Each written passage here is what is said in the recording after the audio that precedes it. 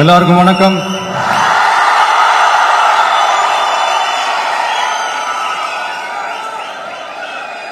அண்ணல் அம்பேத்கர் அவர்களுடைய இந்த நூல் வெளியீட்டு விழாவில் கலந்துக்கிறது, அதுவும் இந்த முக்கியமான நாளில் கலந்துக்கிறது எனக்கு கிடைச்ச மிகப்பெரிய ஒரு வரமா நான் நினைக்கிறேன்.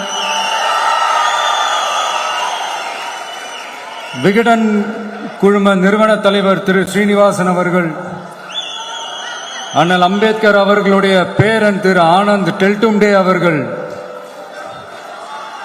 நீதியரசர் ஓய்வு பெற்ற நீதியரசர் திரு சந்துரு அவர்கள், திரு ஆதவ் அர்ஜுனா அவர்கள், என் நெஞ்சில் குடியிருக்கும்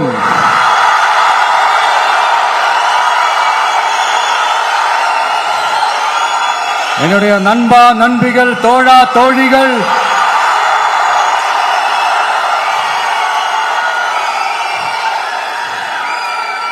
உங்க எல்லாரு கூடவும் இவங்க எல்லாரு கூடவும் இந்த ஸ்டேஜில் நானும் இருக்கிறது எனக்கு ரொம்ப பெருமையா இருக்கு. முக்கியமா இப்படி ஒரு ஃபங்க்ஷனை ஏற்பாடு பண்ணி எனக்கு அந்த வாய்ப்பை கொடுத்த விகடன் குழுமத்திற்கு என்னுடைய மனமார்ந்த நன்றிகளை தெரிவிச்சுக்கிறேன்.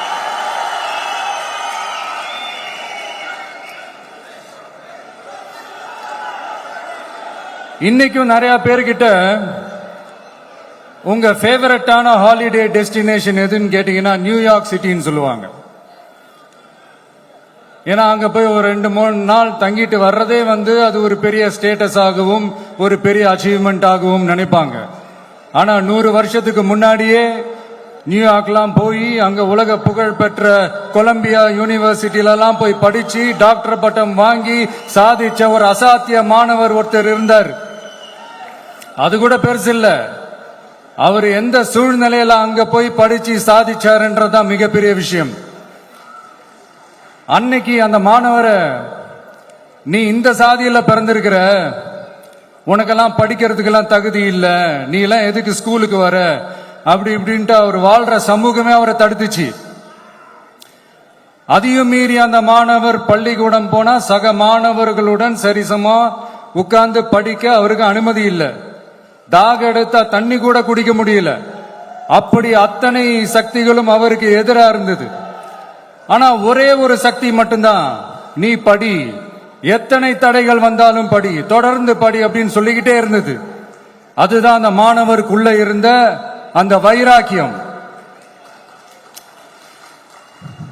அந்த சின்ன வயசுல அந்த மாணவருக்குள்ள எப்படி அப்படி ஒரு வைராக்கியம் வந்துச்சுன்னு நினைச்சு பார்க்கும்போது உண்மையிலே பிரமிப்பா தான் இருந்துச்சு.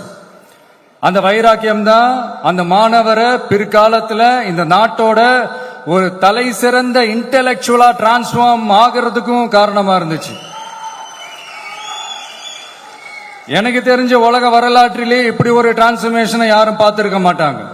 அந்த மாணவர் வேற யாரும் இல்ல, நம்மளுடைய அண்ணல் அம்பேத்கர் அவர்கள் தான்.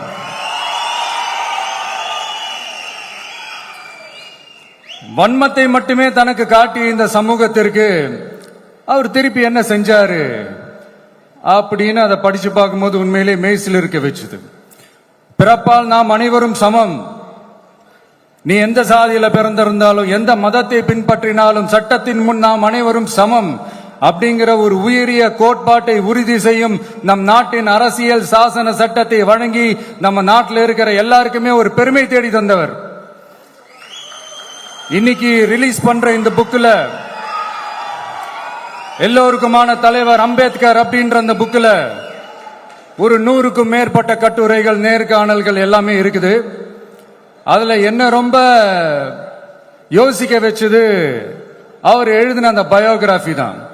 வெயிட்டிங் ஃபார் அ வீசான்னு சொல்லி அதுக்கு தலைப்பு வச்சிருந்தார். அதுல அவர் லைஃப்ல ஃபேஸ் பண்ண விஷயங்கள், அவரை பாதிச்ச விஷயங்கள் எல்லாமே கிட்டத்தட்ட ஒரு 6 சம்பவங்கள் பத்தி அதுல குறிப்பிட்டிருந்தார். அதுல ஒரு 2 விஷயம் ரொம்ப பாதிச்சது என்னன்னா, அதுல ஒண்ணு,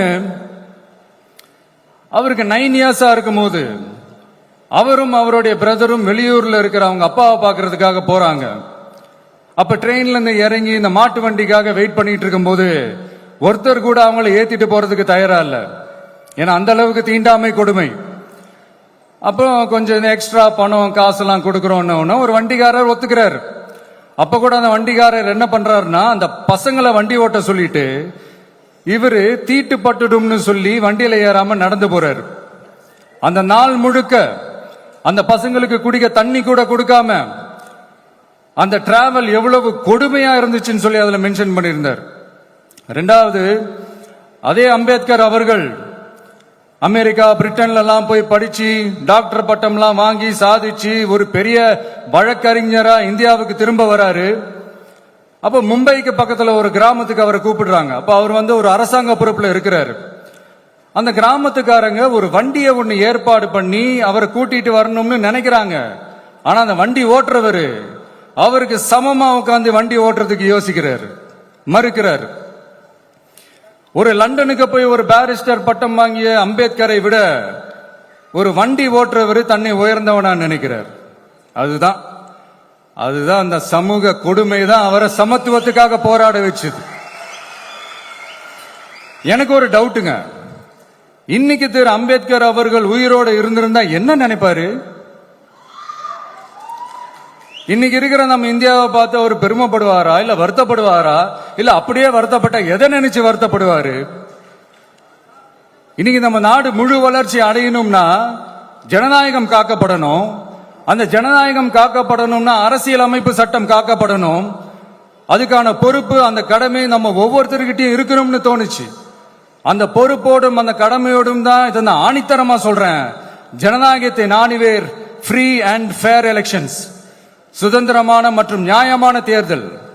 தேர்தல் நியாயமா நடக்கலன்னு நான் சொல்ல வரல, பட் சுதந்திரமாகவும் நியாயமாகவும் தான் தேர்தல் நடக்குது அப்படிங்கிற அந்த அசைக்க முடியாத நம்பிக்கை நம்ம ஒவ்வொரு இந்தியனுக்கும் இருக்கணும்னு தோணுச்சு.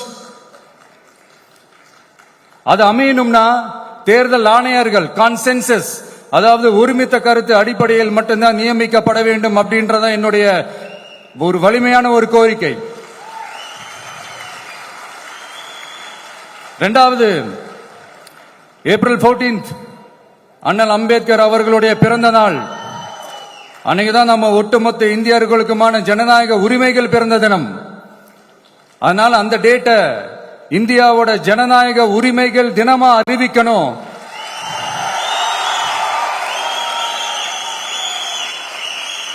அப்படின்றத என்னுடைய இன்னொரு தாழ்மையான ஒரு வேண்டுகோள். அது இந்திய ஒன்றிய அரசிடம் நான் முன்வைக்கிறேன்.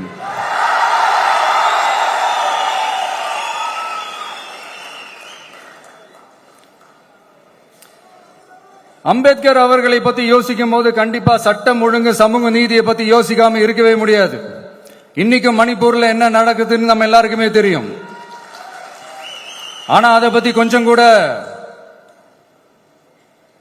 அதை கண்டுக்காம ஒரு அரசு மேல இருந்து நம்மள ஆண்டுகிட்டு இருக்கு.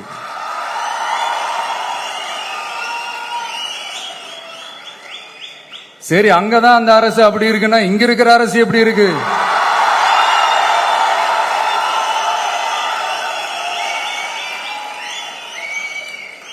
இங்க நம்ம தமிழ்நாட்டில் வேங்கை வயல்னு ஒரு ஊர்ல என்ன நடந்துச்சுன்னு நம்ம எல்லாருக்குமே தெரியும். சமூக நீதி பேசுற இங்க இருக்கிற அரசு அதுக்கு எந்த விதமான ஒரு நடவடிக்கை எடுத்த மாதிரியே எனக்கு தெரியலையே. இவ்வளவு காலங்கள் தாண்டி, இத்தனை வருஷங்கள் தாண்டி ஒரு துரும்ப கூட கிள்ளி போடலையே. அதுதான் இதெல்லாம் இன்னைக்கு அம்பேத்கர் அவர்கள் இன்னைக்கு பார்த்தாருன்னா வெக்கப்பட்டு தலை குனிஞ்சு போவார்ல. கரெக்ட், நம்ம நடக்கிற பிரச்சனைகள், நடக்கிற கொடுமைகளுக்கெல்லாம் நம்ம குரல் கொடுக்கணும். ஆனா நடக்கிற பிரச்சனைகள் ஒன்னா ரெண்டா? பெண் குழந்தைகளுக்கு எதிரா, பெண்களுக்கு எதிரா, ஏன் மனித உயிர்களுக்கு எதிரா? இதெல்லாம் நம்ம பார்க்கிறோம், படிக்கிறோம், மத்தவங்க கிட்ட இருந்து கேட்டு தெரிஞ்சுக்கிறோம். இதுக்கெல்லாம் ஒரு நிரந்தரமான ஒரு தீர்வு என்ன தெரியுமா? ரொம்ப சிம்பிள் தான். நம்ம தமிழ்நாட்டு மக்களுக்கு தேவையான